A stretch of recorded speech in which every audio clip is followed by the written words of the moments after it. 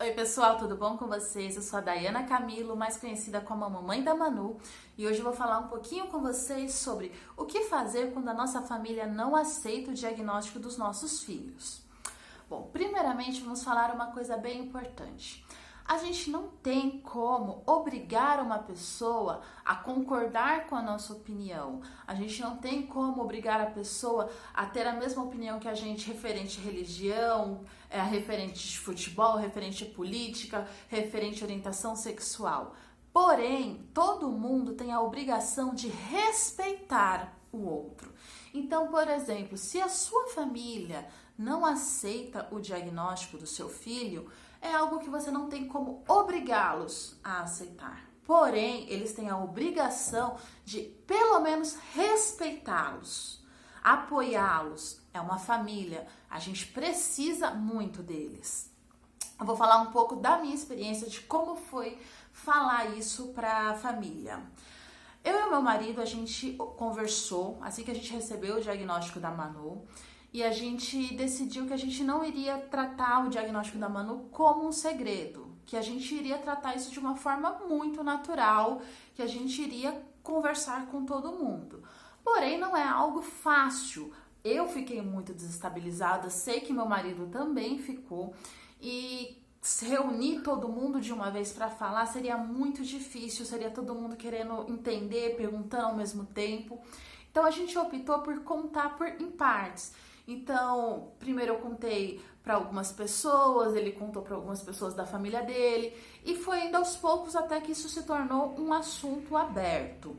Também a gente optou por entender um pouco o que estava acontecendo, como que a gente teria que proceder com a Manu, para falar da forma mais natural possível. Então, assim, a gente teve o diagnóstico, a gente começou a fazer as pesquisas, a gente começou a entender o que era o autismo, a gente correu atrás das terapias da Manu, e quando estava razoavelmente encaminhado tudo, a gente começou a conversar com as pessoas. Até porque a gente não queria contar e chorar para as pessoas. Também a gente não que a gente queria se fazer de forte, de inabaláveis, mas a gente queria tentar passar pelo menos um pouco de tranquilidade para as pessoas. A minha mãe, por exemplo, ela ficou muito assustada, ela não sabia o que era o autismo, assim como eu também não sabia o que era autismo, ela ficou muito preocupada de como seria o futuro da Manu, de se a gente iria dar conta de tudo. E aí a gente optou por levá-la em uma das terapias para que a própria psicóloga conversasse e tirasse algumas dúvidas da minha mãe. Então isso foi muito bom, porque a partir daquele momento eu senti que ela ficou bem mais tranquila e ela buscou mais conhecimento para nos apoiar do que ficar com medo do futuro, né? De modo geral, todo mundo aceitou muito bem. Eu não senti nenhum afastamento nem da família, nem dos amigos. Pelo contrário, muitas pessoas que estavam um pouco afastadas, elas se aproximaram mais. Eu também estava muito fechada para as pessoas, eu consegui me abrir mais e deixar com que as pessoas participassem mais também da minha vida, da rotina da Manu. E, de modo geral, para mim, revelar para todas as pessoas, tratar o diagnóstico da Manu como algo mais natural, mais aberto, foi muito bom. Mas eu sei que essa não é a realidade da maioria das pessoas. Eu recebo muitos relatos de pessoas que falam que a família se afastou, que os amigos se afastaram, que a família dá muito palpite.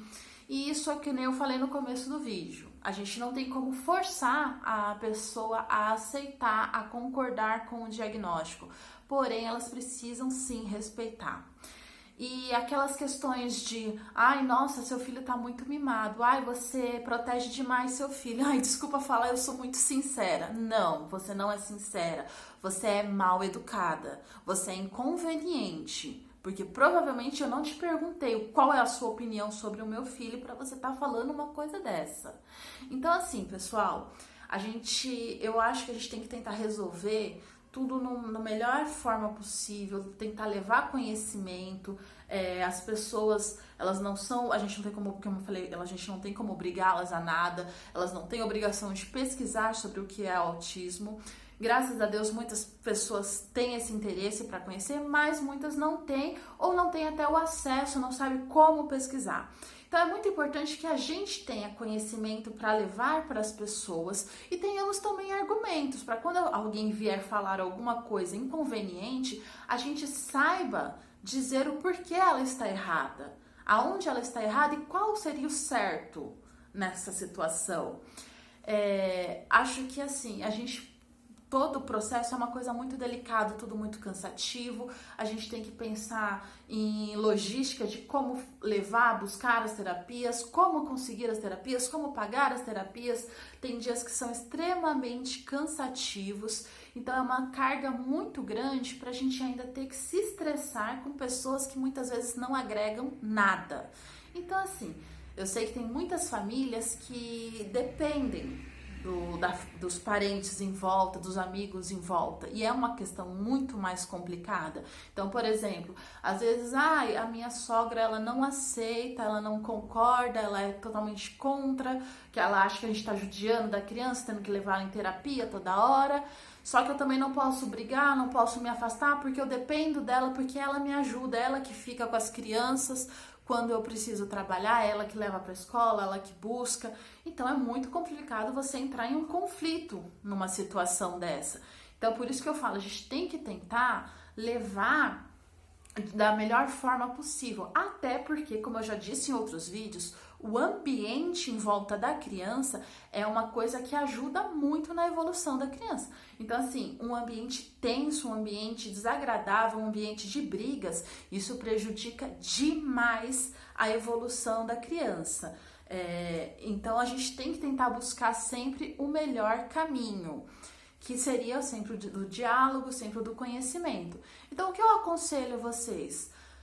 Se a pessoa é uma pessoa importante, é uma pessoa próxima, é uma pessoa que ajuda, é uma pessoa que vai agregar coisas para sua família, para a família que eu falo, pai, mãe, filho, tente passar orientações, tente conversar, tente, se for possível, levar a pessoa para uma terapia, para conhecer, para conversar com o psicólogo, leve material de estudo, leve sites, indica uma página, um canal no YouTube que explique alguns temas, tente levar conhecimento para essas pessoas.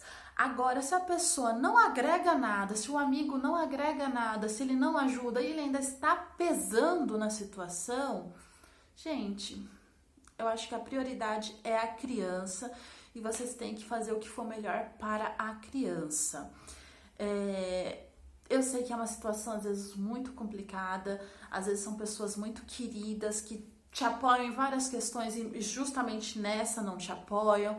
Eu acho que cada caso tem que ser analisado de um jeito, mas assim, o importante é o respeito.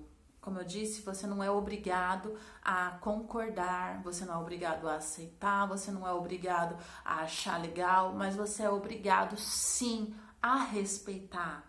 Então, você quer dar um conselho, você quer falar alguma coisa, você quer questionar alguma coisa, escolham bem as palavras, não julguem, não apontem dedos, não venham com soluções de uma coisa que vocês não vivem. Então, eu acho que tudo muito bem conversado pode ser bem resolvido. E vamos apoiar uns aos outros, levar conhecimento sempre. Beijão, pessoal. Tchau.